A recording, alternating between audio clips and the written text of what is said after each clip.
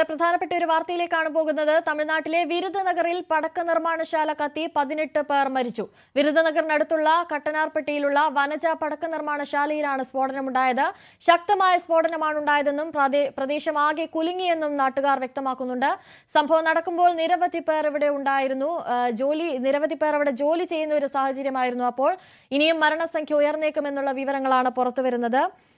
18ഓളം പേർ ഈ സ്ഫോടനത്തിൽ മരിച്ചു എന്നുള്ള റിപ്പോർട്ടുകളാണ് ഇപ്പോൾ പുറത്തുവരുന്നത്. തമിഴ്നാട്ടിലെ വിരുദനഗറിലാണ് ഈ അപകടം ഉണ്ടായിരിക്കുന്നത്. പരിക്കേറ്റ പലരുടെയും നില ഗുരുതരമായി ഇപ്പോൾ തുടരുകയാണ്. സംഭവസ്ഥലത്ത് 50-ലധികം പേർ ഉണ്ടായിരുന്നു എന്നുള്ള റിപ്പോർട്ടുകൾ പുറത്തുവരുന്നു. 19ഓളം മരണം ഉണ്ടായിരിക്കുന്നു എന്നുള്ള വിവരങ്ങളാണ് ഇപ്പോൾ പുറത്തുവരുന്നത്. കുറച്ചു മുൻപ് വരെ 18 പേരായിരുന്നു മരിച്ചത് എന്ന് പറയുന്നു. ഇപ്പോൾ ഇതാ 19 മരണം സംഭവിച്ചിരിക്കുന്നു. അപകടം തമിഴ്നാട് വിരുദനഗറിലാണ് ഉണ്ടായിരിക്കുന്നത്.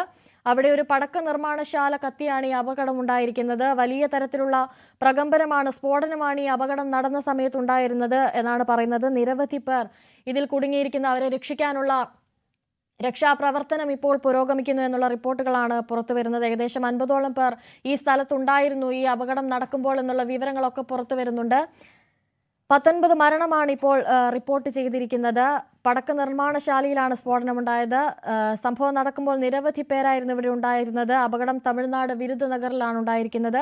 ആ ദൃശ്യങ്ങളിലേക്കാണ് ഇപ്പോൾ നമ്മൾ പോകുന്നത്. തമിഴ്നാട്ടിൽ നിന്നും സജയൻ ചേരുന്നുണ്ട് കൂടുതൽ വിവരങ്ങളുമായി. സജയൻ, എങ്ങനെയായിരുന്നു ഈ അപകടം സംഭവിക്കുന്നത്? ഇപ്പോഴത്തെ സാഹചര്യം എന്താണ്? അനുശ്രീ, തമിഴ്നാട്ടിലെ വിരുദനഗർ ജില്ലയിൽ വിരുദനഗറിന് സമീപം കാട്ടനാർപട്ടി ഗ്രാമത്തിൽ പ്രവർത്തിക്കുന്ന വനജ പടക്ക നിർമ്മാണശാലയിലാണ് സ്ഫോടനമുണ്ടായത്. ഇപ്പോൾ മരണസംഖ്യ 19ആയി ഉയർന്നിട്ടുണ്ട്. രക്ഷാപ്രവർത്തനം തീവ്രമായി നടന്നു വരുന്നു. ഫയർഫോഴ്സും പോലീസും നാട്ടുകാരും ഒക്കെ സംഭവ സ്ഥലത്തെത്തി പരിക്കേറ്റവരെ അവിടെ നിന്ന് ആശുപത്രികളിലേക്ക് മാറ്റി തുടങ്ങിയിട്ടുണ്ട്. ഏകദേശം നിർമ്മാണശാലയിലെ 3 അറകൾ പൂർണ്ണമായും തകർന്നടിഞ്ഞിട്ടുണ്ട്. 10 കിലോമീറ്ററോളം ഈ സ്ഫോടനത്തിന്റെ പ്രകമ്പനം ഉണ്ടായി എന്നാണ് നാട്ടുകാർ പറയുന്നത്. സംഭവത്തെക്കുറിച്ച് പ്രാഥമിക നിഗമനം അത്യുഷ്ണം കാരണം പടക്കങ്ങൾ കൈകാര്യം ചെയ്യുമ്പോൾ ഉണ്ടായ സ്ഫോടനമെന്നാണ് പറയുന്നത്. സംഭവത്തെക്കുറിച്ച് കൂടുതൽ വിശദാംശങ്ങൾ അറിയണമെങ്കിൽ അന്വേഷണം പൂർത്തിയായാലേ അറിയാൻ പറ്റുകയുള്ളൂ. അപകട കാരണം പൂർണ്ണമായും ലഭിച്ചിട്ടില്ല. സുരക്ഷാ മാനദണ്ഡങ്ങൾ പാലിച്ചിട്ടുണ്ടോ എന്ന കാര്യത്തിൽ പോലീസ് അന്വേഷണം ആരംഭിച്ചിട്ടുണ്ട്. ഇപ്പോൾ 50-ൽ പരം ആൾക്കാർ അവിടെ കുടുങ്ങിക്കിടപ്പുണ്ടെന്നാണ് അറിയാൻ കഴിയുന്നത്. അതിൽ പലരെയും നാട്ടുകാരും ഫയർഫോഴ്സും ചേർന്ന് പോലീസും ചേർന്ന് ആശുപത്രികളിലേക്ക് കൊണ്ടുചെല്ലുന്ന രക്ഷാപ്രവർത്തനം നടത്തുന്ന ശ്രമത്തിലാണ്.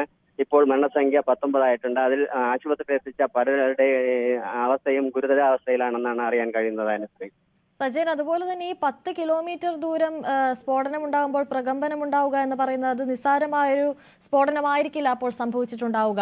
ഈ പടക്ക നിർമ്മാണശാലയുമായി ബന്ധപ്പെട്ട് ലൈസൻസ് ഉണ്ടായിരുന്ന സ്ഥാപനമാണോ? അത്തരത്തിൽ എന്തെങ്കിലും വിവരങ്ങൾ ലഭിക്കുന്നുണ്ടോ?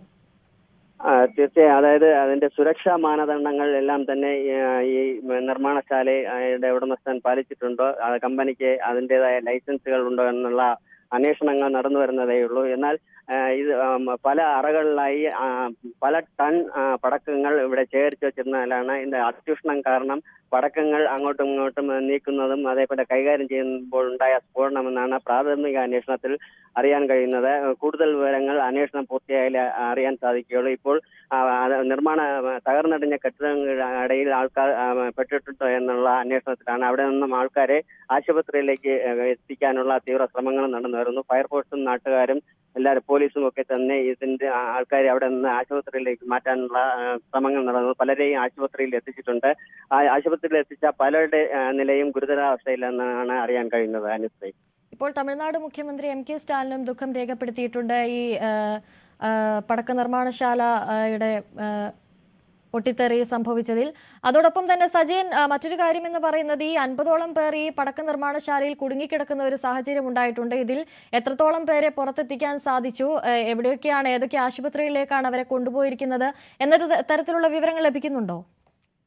അതായത് 20-ൽ പരം പേരെ സമീപത്ത് പരിക്കേറ്റവരെയും അതിഗുരുതരാവസ്ഥയിൽ പരിക്കേറ്റവരെയും ഒക്കെ അവിടെ നിന്ന് രക്ഷാപ്രവർത്തനം നടത്തി സമീപത്തുള്ള സർക്കാർ ആശുപത്രികളും വിരുദനഗർ ജില്ലാ ആശുപത്രിയിലുമൊക്കെ എത്തിച്ചിട്ടുണ്ട്. തമിഴ്നാട്ടിൽ അടിക്കടി ഇതുപോലുള്ള സ്ഫോടനങ്ങൾ ഉണ്ടാകുമ്പോൾ മാത്രം ഉദ്യോഗസ്ഥർ ഇതുപോലുള്ള സ്ഥാപനങ്ങളിൽ അടിസ്ഥാന മാനദണ്ഡങ്ങൾ, സുരക്ഷാ സംവിധാനങ്ങളെല്ലാം ലൈസൻസ് ഉണ്ടോ എന്ന് അന്വേഷണം നടത്തും. അതിനുശേഷം കുറച്ച് ദിവസങ്ങൾക്ക് ശേഷം ഇതിനെ കുറിച്ചുള്ള അന്വേഷണങ്ങൾ ആരും തന്നെ ഫോളോ അപ്പ് ചെയ്യാറില്ല. അതിനെ തുടർന്നാണ് പല സ്ഥലങ്ങളിലും സുരക്ഷാ മാനദണ്ഡങ്ങൾ പാലിക്കാതെ കമ്പനികൾ പ്രവർത്തിച്ചു വരുന്നത് ആണ് അറിയാൻ കഴിയുന്നത്. ആ അവസ്ഥയിലാണ് ഇന്നത്തെ സ്ഫോടനം ഉണ്ടായിരിക്കുന്നത്. ഈ സ്ഥാപനത്തിന് അടിസ്ഥാന മാനദണ്ഡങ്ങൾ, അതായത് സുരക്ഷാ സംവിധാനങ്ങളൊക്കെ പാലിക്കുന്നുണ്ടോ, അതുപോലെ തന്നെ ലൈസൻസ് ഉണ്ടോ എന്നുള്ള കാര്യങ്ങളിലും കൂടുതൽ അന്വേഷണത്തിൽ തന്നെ അറിയാൻ സാധിക്കും. അനുസരിച്ച് തുടരുക. ഇപ്പോൾ ആ സ്ഫോടനത്തിന്റെ ദൃശ്യങ്ങളിലേക്ക്, അതിനുശേഷമുള്ള ദൃശ്യങ്ങളിലേക്കൊക്കെ നമുക്കൊന്ന് പോകാം.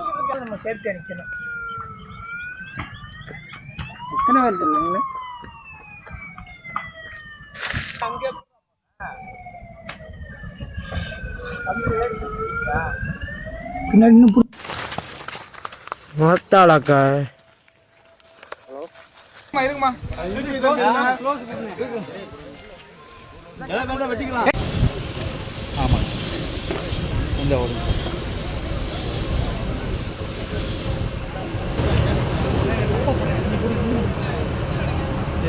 ரெண்டு பேர் 3 பேர்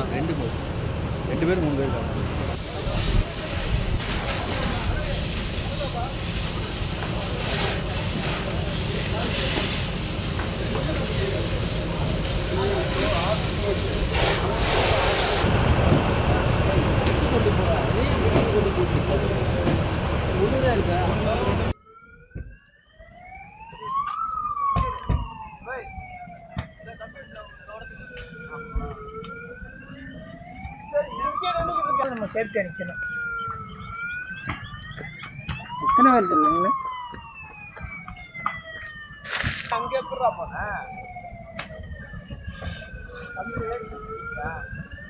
பின்னாடி இன்னும் மாத்தாளாக்கா